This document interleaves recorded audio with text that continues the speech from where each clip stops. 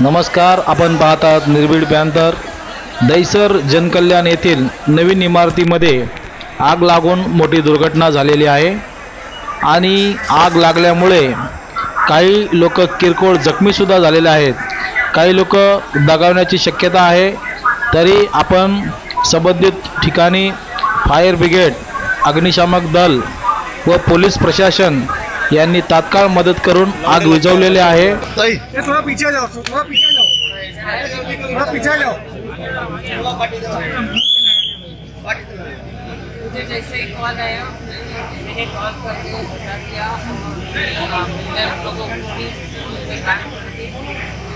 Fire brigade के अधिकारी पहुँच गया, police यंत्रणा पहुँच गई और रहने वाले सभी लोगों को सुरक्षित पहले नीचे उतार दिया।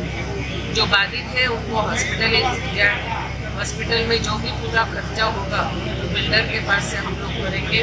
आज शाम का खाना भी पूरा जो लोग आज बाहर हैं उनके खाने की भी व्यवस्था करेंगे। भाई कैजुअलिटी कुछ हुई है?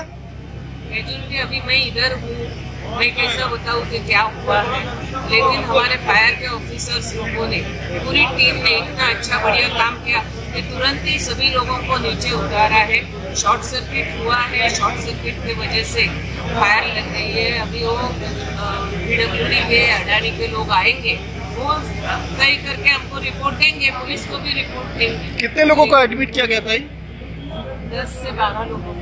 ऐसे तो 3 ही लोग थे, लेकिन बाकी लोगों को 4-5 लोगों को धुएं की वजह से तकलीफ हुई है, उनको हॉस्पिटल, रोहित हॉस्पिटल में एडमिट किया। त्या ठिकाणी वायरिंग पेटून त्या ठिकाणी मोठ्या प्रमाणात आग लागली।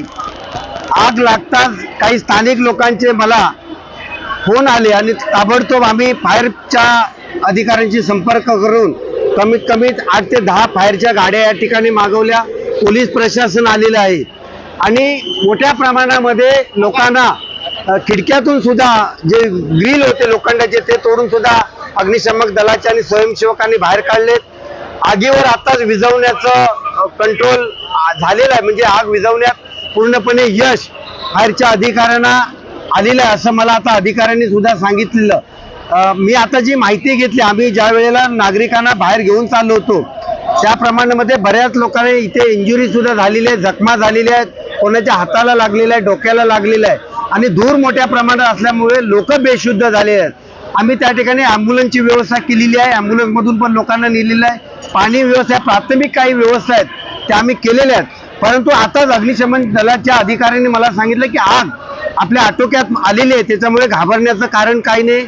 टेरेसवर अजूनही मोठ्या प्रमाणामध्ये नागरिक आहेत